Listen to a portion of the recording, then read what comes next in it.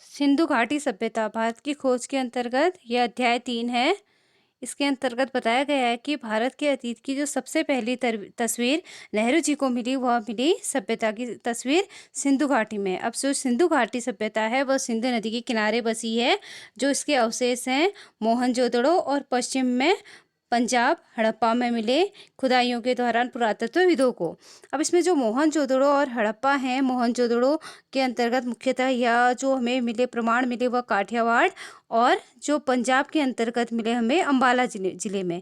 अब इनसे यह विश्वास किया जाता है कि यह सब सभ्यता जो है वह गंगा नदी तक फैली हुई थी, इसलिए यह केवल सिंधु घाटी सभ्यता भर नहीं और उससे भी अधिक है। इसके बारे में नेहरू जी हमें यहाँ पे बताना चाह रहे हैं।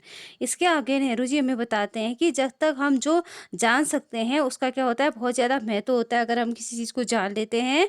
और जो सिंधु घाटी सभ्यता है आज हमें जिस रूप में मिलती है उससे यह अनुमान लगाया जा सकता है कि यह सभ्यता क्या थी, एक बहुत ही विकसित सभ्यता थी।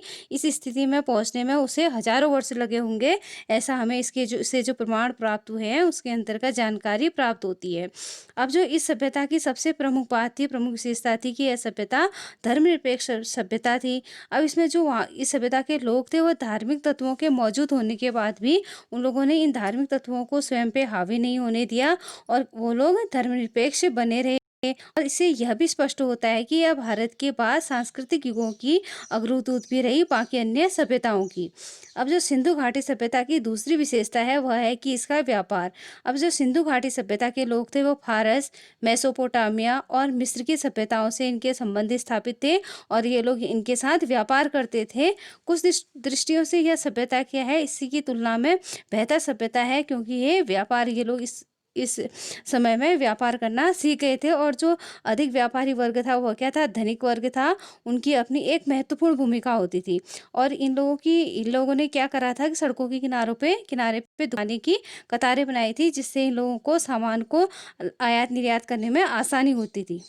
अब जो सिंधु घाटी सभ्यता के बारे में अगली बात नेहरू जी हमें बता रहे हैं कि जो सिंधु घाटी सभ्यता है वर्तमान भारत के बीच के समय के ऐसे कई गुजरे हुए समय के बारे में बताता है जिसके बीच असंख्य परिवर्तन हुए हैं। असंख्य परिवर्तनों की यह सभ्यता हमें जानकारी देती है, लेकिन जो भीतर ही भीतर है वह निरंतरता की एक ऐसी श्रृंखला इसके अंतर्गत चली आ रही है जो आधुनिक भारत से 6-7 हजार पुराने समय के बीते हुए युग की कहानी कहती है।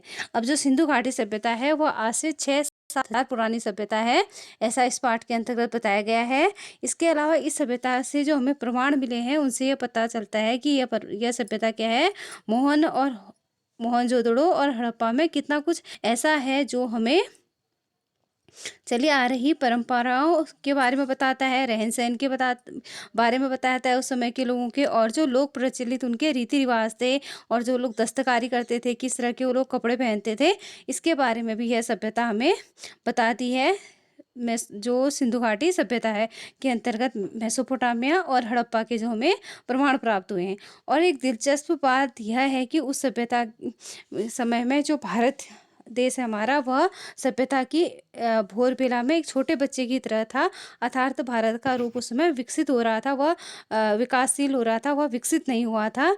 फिर भी उस समय में से जो हमें प्रमाण मिलते हैं उससे ये पता चलता है कि उस समय में क्या था कि उस समय के लोगों ने अपने लिए एक अच्छे हमाम बनाए थे, अर्थात स्नानागार बनाए थे और नालियों का तंत्र बनाया था, नालियाँ बनाई थी जिससे खराब पानी बाहर की ओर जा सके। और सारी उन लोगों के पास जो कलात्मक रूप में तकनीकी चीज़ें भी थी, इसके बारे में भी हमें उनकी खुदाई से प्रमाण मिलते हैं। अब इसके बाद है अगला अध्याय, आर्यों का आना। अब जो सिंधु घाटी सभ्यता के लोग ये कौन थे, कहाँ से आए थे, और इसका हमें अब भी पता नहीं चल पाया है। इसके बारे में कोई भी हमारे पास पुख्ता प्रमाण नहीं है इतिहास के रूप में।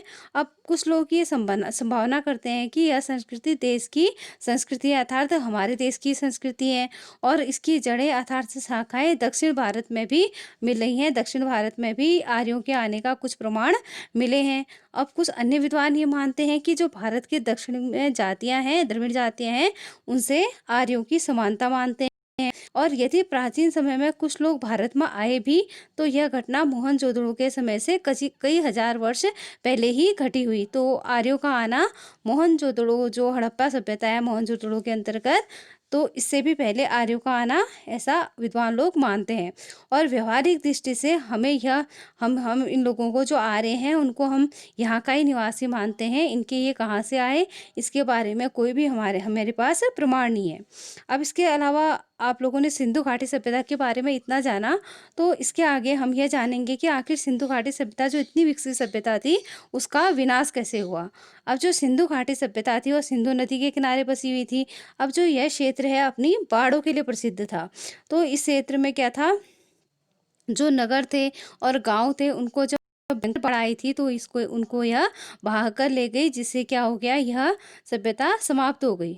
अब इस सभ्यता में के अंतर्गत जो सिंधु घाटी है, वहाँ नदी है, उसमें हमेशा ही बाढ़ आती रहती थी। तो यहाँ के लोग क्या करते थे, अपना मंजिला, जैसे पहले एक मंजिला मकान है, तो जब एक बार बाढ़ आई, नदी का पानी आया, तो उसके साथ रेत आई, तो रेत ने एक मंजिले मकान को क्या कर दिया, उसको छोटा कर दिया, और रेत उसके ऊपर चढ़ गई। तो लोग अपने मकान को 2 मंजिला बनाते थे। इस प्रकार अगर दोबारा बाढ़ आई, रेत आई, तो लोग तिमंजिला बना देते थे। तो कई बार हमें जब जो यहाँ के प्रमाण मिले हैं पुरातत्वविदों ने, जब यहाँ खुदाई की गई, तो उन लोग को पता चला कि यहाँ इस सभ्यता के जो लोग थे, उन लोगों ने तिमंजिले मकानों का भी निर्माण किया था। इसके अलावा हम यह जानते हैं कि सिंधु का जो सूबा है, वो पुराने समय में क्या था, समृद्ध था, उपजाऊ था, तथा मध्य युग के बाद यह एक ज़्यादातर रेगिस्तान यहाँ पर रह चुका था। अब इससे यह मुमकिन होता है कि जो मौसमी परिवर्तन है, उन इलाकों के निवासियों और उनके रहन सहन की पद्धतियों को बहुत ज़्यादा उन लोगों ने उसने प्रभावित किया होगा, जो मौसम से परिवर्तन आए थे। अब मौसम के परिवर्तन से प्रभावित होकर दूर दूर तक फैली इस नागर सभ्यता के अपेक्षाकृत छोटे हिस्से पर इसका असर पड़ा। इसलिए इस सभ्यता के अंतर्गत हमारे पास इस बात पर विश्वास करने के कारण तो हैं कि सभ्यता सिंधु घाटी, गंगा घाटी अथवा संभवतः उससे भी दूर तक फैली हुई है। पर इस बात का फैसला करने के लिए हमारे पास कोई आंकड़े नहीं है कि यह सभ्यता कितनी दूर तक थी और इसका विस्तार कहाँ तक हुआ था। इसके अलावा यह बालू, जिसमें इनमें से कुछ प्राचीन नगर शहरों पर छाकर उन्हें ढक लिया था, जैसा कि आपको पता है कि नदी में बाढ़ आती थी और बालू से वो नगरों को ढक देती थी। अब कितने नगर उसके अंतर्गत ढके गए हैं और कितने शहर हैं, इसका भी हमारे पास पुख्ता प्रमाण नहीं है। जितनी जानकारी हमें पुरातत्वविदों से मिल पाई है, उतना उतना हम लोग जानते हैं।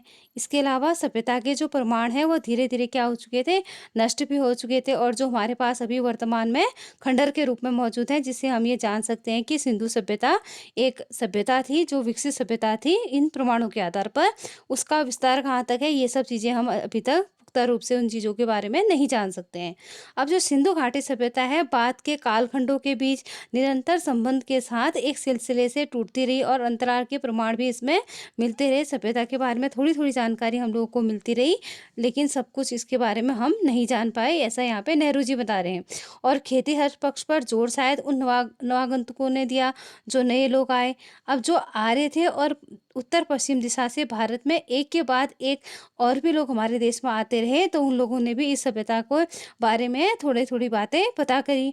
अब ऐसा माना जाता है कि आर्यों का प्रवेश सिंधु घाटी युग के लगभग 1000 वर्ष बाद हुआ। कुछ विद्वान मानते हैं कि जो आर्य लोग थे हमारे देश में सिंधु घाटी सभ्यता के 1000 साल बाद आए, जबकि इससे पहले कुछ लोगों का मानना था कि ये आर्य लोग सिंधु घाटी सभ्यता से 1000 वर्ष पहले आए थे। अब जो कुछ अन्य विद्वानों का मानना है कि बाद में आए, लेकिन यह संभव है कि इतना बड़ा समय का अंतर न रहा होगा। तो अब इतना तो हम लोग मान सकते हैं कि इतना समय का अंतर नहीं रहा कि आर्य लोग पहले 1000 साल पहले आए या बाद में आए, तो इतना अंतर तो नहीं रहा होगा। लेकिन जो पश्चिम दिशा से भारत में कबीले आए, जातियाँ आई, समय समय पर आते आए थे, तो उन लोगों ने क्या कर दिया, भारत को जब्ज होती रही। और यहाँ पर जब्ज का अर्थ है यहाँ पर बसती रही सारी जनजातियाँ, आर्यों के अलावा भी। अब सबसे बड़ा जो सांस्कृतिक समन्वय और मेलजोल बाहर से आने वाले लोगों का था, उनमें हम लोग आर्यों को मान सकते हैं, और जो उन द्रविड़ जाति के लोगों को मानते हैं, जो सिंधु घाटी सभ्यता की क्या बने, प्रतिनिधि बने, ऐसा इसके अंतर्गत हमें नेहरू जी बता रहे हैं। और उन लोगों ने हमारे देश की जो संस्कृति है, सभ्यता है, उसको बहुत ज़्यादा प्रभावित किया, साथ ही इसको विकसित करने में अपना योगदान भी दिया। अब यह तत्व साफ दिखाई भी देते हैं कि बाद के युगों में बहुत सी जातियाँ आई। अब जैसा कि आपको पता है कि पहले आर्य आए, आर्यों के बाद और भी जातियाँ हमारे देश में आई, जैसे यहाँ पठान लोग आए, यहाँ पे मुगल आए, और बहुत ज़्यादा यूनानी आए, ये सब आए, तो ये सब लोग हमारे देश में आते गए, बसते गए और घुल-मिल गए, जिससे हमारा देश क्या हो गया, विभिन्न सभ्यता और संस्कृतियों का देश बन गया। अब जो प्राचीन अभिलेख, धर्म, ग्रंथ और पुराण, अब इसके बारे में जानेंगे हम लोग। अब जो सिंधु घाटी सभ्यता की खोज से पहले यह समझा जाता था कि हमारे पास क्या है, भारतीय संस्कृति का सबसे पुराना इतिहास वेद को माना जाता था, जब तक सिंधु घाटी सभ्यता को हमें पता नहीं चला था। लेकिन वैदिक युग के काल के निर्धारण के बाद बहुत ज़्यादा मतभेद हुए। जो यूरोपीय विद्वान यहाँ पर आए थे, उनको वो लोग क्या मानते हैं, उनका समय बहुत बाद का है, ऐसा वो लोग मानते हैं, और भारतीयों पहले का है, ऐसा माना जाता है। आजकल अधिकांश विद्वान ऋग्वेद की जो ऋचाएँ हैं, ऋग्वेद के अंदर जो ऋचाएँ हैं, उनको ईसा से पहले का मानते हैं। पर मोहनजोदड़ो की खुदाई के बाद इन आरंभिक भारतीय धार्मिक ग्रंथों को पुराना साबित करने की प्रवृत्ति बढ़ गई कि भारत के जो धार्मिक ग्रंथ हैं वो क्या हैं, पुराने हैं। जब हमने मोहनजोदड़ो की खुदाई करी, उसके बाद हमको इसके बारे में पता चला कि जो हमारे धार्मिक ग्रंथ क्या हैं, वो ईसा से पुराने, ईसा से अर्थात ईसा मसीह के जन्म से पहले के हैं।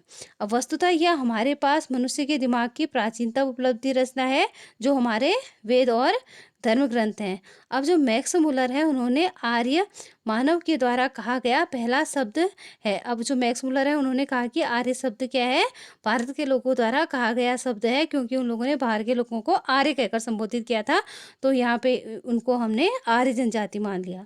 अब भारत की जो समृद्ध भूमि है, उसमें प्रवेश के समय आर्य अपने साथ उसी कुल के विचारों को लेकर आए। अब वो लोग जो आर्य लोग जब भारत में आए थे, तो वो बाहर के विचारों को लेकर आए थे। अब इसमें उन लोगों ने जो ईरान में एक अवेस्ता धर्म ग्रंथ है, उसके बारे में भी उन लोगों ने, उसका प्रभाव भी भारत की संस्कृति पर डाला उन्होंने।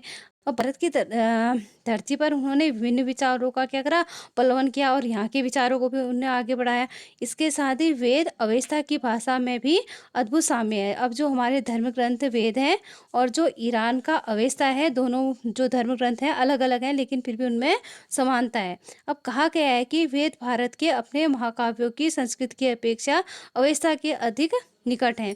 अब जो वेदों के बारे में यह भी एक मान्यता है कि भारत संस्कृत के जो वेद हैं हमारे, वह संस्कृत के धर्म ग्रंथों की अपेक्षा जो अवेस्ता है ईरान का, उसके अधिक निकट है, उससे उसकी समानता अधिक बताई गई है।